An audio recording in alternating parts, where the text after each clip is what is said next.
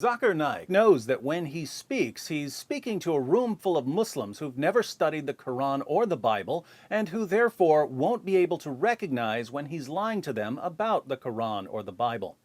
The staggering stupidity of Naik's fans thus allows him to say whatever he wants, no matter how ridiculous, and the crowd will praise Allah for the lies they've been told. The fun part is that Naik is so incredibly sloppy when he starts lying, he always ends up accidentally giving us yet another way to prove that Muhammad was a false prophet. Take Naik's claim that there's a prophecy about Muhammad in Isaiah 29:12. Unlike Zakir Naik, I want all of my viewers to know exactly what this passage is saying, so before we examine Naik's comments, let's read the passage. In Isaiah 29, God tells the people of Jerusalem that he's going to punish them for their rebellion. He calls Jerusalem Ariel. Ariel sounds like the Hebrew for altar hearth of God. We'll see why in a moment. Beginning in verse 1. Woe to you, Ariel, Ariel, the city where David settled. Add year to year, and let your cycle of festivals go on. Yet I will besiege Ariel. She will mourn and lament. She will be to me like an altar hearth. Jerusalem will be like an altar hearth, the place where everything burns. Hence, Ariel. I will encamp against you on all sides. I will encircle you with towers and set up my siege works against you. This was fulfilled when the Assyrians came against the city in 701 BC, and again when the Babylonians invaded in 586 BC. Brought low, you will speak from the ground. Your speech will mumble out of the dust. Your voice will come ghost-like from the earth. Out of the dust, your speech will whisper. So God's going to punish Jerusalem. What's he going to do after he punishes Jerusalem? He's going to punish Jerusalem's enemies because they're under God's judgment too. Verse 5. But your many enemies will become like fine dust, the ruthless hordes like blown chaff. Suddenly, in an instant, the Lord Almighty will come with thunder and earthquake and great noise, with windstorm and tempest and flames of a devouring fire. Then the hordes of all the nations that fight against Ariel, that attack her and her fortress and besiege her, will be as it is with a dream, with a vision in the night, as when a hungry person dreams of eating, but awakens hungry still, as when a thirsty person dreams of drinking, but awakens faint and thirsty still. In other words, as Jerusalem's enemies rejoice over their victory, God's suddenly going to bring them back to reality, like waking someone from a dream. So will it be with the hordes of all the nations that fight against Mount Zion. Now, God has told them exactly what's going to happen. Why can't the people of Jerusalem see what's coming? They can't see what's coming because they have become spiritually blind and can no longer understand or accept God's revelations. God says in verse 9, Be stunned and amazed, blind yourselves and be sightless, be drunk, but not from wine, stagger, but not from beer. The Lord has brought over you a deep sleep. He has sealed your eyes, the prophets.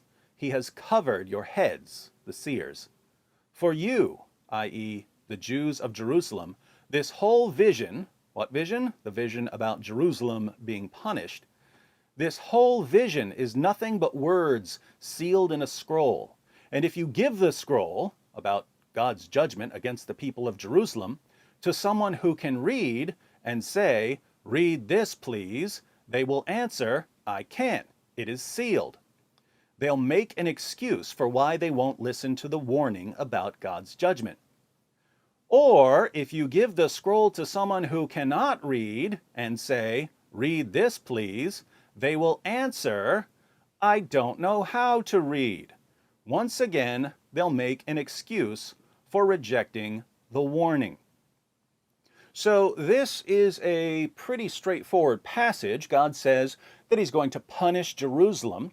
Then he's going to punish Jerusalem's enemies. Then he explains why the people of Jerusalem can't understand the vision. They've become spiritually blind. And when God tells them what he's going to do, they make excuses for rejecting his warnings. There are two kinds of people, literate and illiterate. If you give the revelation to someone who can read, he'll say, I can't read it, it's sealed. If you give it to someone who can't read, he'll say, I can't read. Either way, people reject the message. Pretty clear, right? Not if you're Zakir Naik. If you're Zakir Naik and you read verse 12, where the spiritually blind people of Jerusalem make excuses for why they reject God's revelations, you somehow conclude that this passage is about Muhammad. It's kind of ironic that when Zakir Naik reads a passage about spiritual blindness and the inability to understand a simple message from God, Zakir Naik shows that he's spiritually blind and can't understand a simple message from God. It's mentioned in the book of Isaiah, chapter number 29, verse number 12, that the book shall be given to the prophet, and it will be said, read, I pray thee, and he will say, I am not learned. Notice that Zakir Naik can't even quote the verse without lying about it. He claims that the verse says, the book shall be given to the prophet. That the book shall be given to the prophet. That the book shall be given to the prophet. That the book shall be given to the prophet. Here's verse 12 again. Anything about the book being given to a prophet here? No, God tells the people of Jerusalem that to them, the vision about God's judgment on their city is like a scroll, and they make excuses for rejecting it. The passage says absolutely nothing about a prophet being given a book or a scroll. So why does Zakir Naik lie by telling his fans that the verse includes the word prophet? He lies because he's Zakir Naik, and that's just what Zakir Naik does. And that's what he has to do if he wants to make this passage sound like it's talking about a prophet and not about spiritually blind people stubbornly refusing to accept God's warnings. But why should we think that this is a prophecy about Muhammad? And when Archangel Gabriel, Jibril alayhi salam, when he told to Prophet Muhammad sallallahu alaihi wasallam, Ikra, the Prophet replied, Ma ana biqari, I am not learned. Exact fulfillment of the prophecy of the book of Isaiah, chapter number 29, verse number 12. So according to Zakir Naik, when verse 12 says that someone will be given a scroll or a book, the book in question is the Quran. But what's in the scroll according to all the parts of the passage that Zakir Naik deliberately left out? The scroll contains a message about God's judgment on Jerusalem in 701 BC. Zakir Naik twists the verse so much that he declares that Muhammad is the only possible fulfillment. This prophecy fulfills no one but the last and final messenger, Prophet Muhammad sallallahu alaihi wasallam. Now, once again, in a spirit of generosity, I'm going to grant what Zakir Naik says. I'm going to grant that Isaiah 29:12 is talking about Muhammad.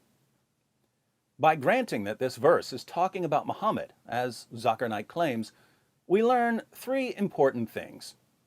First, Muhammad was spiritually blind and in total rebellion against God. Isaiah 29:12 says nothing about a prophet receiving a book.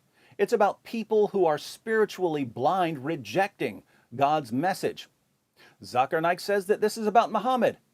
Wonderful. So according to Zakir Naik, Muhammad stands condemned for his spiritual blindness and his willful rebellion against God. Second, Isaiah 29:12 isn't about a prophet, but Naik claims that it's about a prophet anyway. If we grant what Naik claims, then we have to ask, what about the other prophet in this passage? Obviously, if the person who's told to read the scroll and says, I don't know how to read, is a prophet, then the person who's told to read the scroll and says, I can't, it's sealed, must also be a prophet, right? If being told to read the book means that you're a prophet, then this passage predicts two different prophets. One who says, I can't read, and the other who says, I can't, because it's sealed. So, where's the prophet who was told to read the book, but couldn't because the book was sealed? He hasn't come yet, which means that he's coming in the future, which means that there's another prophet after Muhammad, which means that the Quran is a lie because it says that Muhammad was the final prophet. Hence, if this passage is talking about prophets, Islam is false. Thank you, Zakir Naik, for giving us yet another reason to conclude that the Quran is wrong. Third, in verses 13 and 14, God talks about the people who reject his revelations in verses 11 and 12. But remember, according to Zakir Naik, verse 12 is about Muhammad. So what does God say about Muhammad, according to Zakir Naik? The Lord says, these people, i.e. the spiritually blind people, including Muhammad, who stubbornly reject God's revelations, come near to me with their mouth and honor me with their lips, but their hearts are far from me. Their worship of me is based on merely human rules they have been taught. They honor God with their lips, but their hearts are far from God. Their worship consists of following a set of rules. Sound like any religion we know? One where they memorize prayers in a language many of them don't even speak, pretend they're fasting while gorging themselves twice per day, walk circles around a giant pagan cube, mindlessly following rules that they've been taught? How is God going to punish them for their false worship? Next verse. Therefore, once more I will astound these people with wonder upon wonder. The wisdom of the wise will perish. The intelligence of the intelligent will vanish. Their punishment is that the wisdom of the wise will perish, and the intelligence of the intelligent will vanish. In other words, they'll become complete morons. Now think about this, because this is just too perfect. In Isaiah 29:12, spiritually blind people use their illiteracy as an excuse for rebelling against God's warnings. Zakir Naik not only claims that this is about Muhammad, he claims that Muhammad is the only one who fulfills this prophecy. This prophecy fulfills no one but the last and final messenger, Prophet Muhammad sallallahu alaihi wasallam. God goes on to condemn the spiritually blind, illiterate rebels for worshiping God by mindlessly following a set of rules, which is precisely what Muhammad did and what he taught his followers to do. God's punishment is to remove their wisdom and intelligence, turning them into complete idiots. Zakir Naik reads this passage, and he's too stupid to realize that the passage is condemning and mocking these spiritually blind people. So Naik tells his audience, this is about Islam. This is about our prophet. This is about us. And Naik's fans are so shockingly ignorant that they shout Allahu Akbar when he tells them that a passage about spiritual blindness, rebellion, and false worship is all about Islam. And the saddest part is that when I tell Muslims what the passage actually says, and that Zakir Naik is making Muslims look like complete fools, they don't get mad at Naik. They get mad at me, forcing me to conclude that they're not really interested in truth or reality. My Muslim friends, there are only two possibilities here. Either Isaiah chapter 29 verse 12 is a prophecy about Muhammad, in which case it's not saying that he's a prophet, it's saying that he was in rebellion against God and that God judged him by giving him a lobotomy. Or Isaiah chapter 29 verse 12 is not about Muhammad, in which case we have to wonder why Islam's top apologists keep embarrassing themselves and their followers and their religion by claiming that it is. So which is it? my Muslim friends,